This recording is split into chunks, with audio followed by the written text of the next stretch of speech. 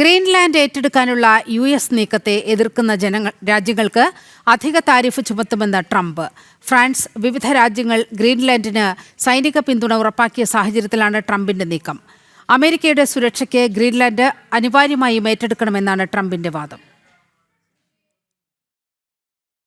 Greenland പിടിച്ചെടുക്കാനുള്ള നീക്കങ്ങളിൽ നിന്ന് പിന്നോട്ടില്ലെന്നാണ് ട്രംപിന്റെ നിലപാട്. ഈ സാഹചര്യത്തിലാണ് ഫ്രാൻസിന്റെ നേതൃത്വത്തിൽ വിവിധ രാജ്യങ്ങൾ സൈനിക നീക്കത്തിനുള്ള പരിശീലനം ഗ്രീൻലൻഡിൽ ആരംഭിച്ചത്. Germany, Sweden, Norway, Finland, Netherland തുടങ്ങിയ രാജ്യങ്ങളാണ് ചെറു സൈനിക വിഭാഗങ്ങളെ ഗ്രീൻലൻഡിലേക്ക് അയച്ചത്. ഇതിനു പിന്നാലെയാണ് ട്രംപിന്റെ അധിക താരിഫ് ഭീഷണി. 7 times more.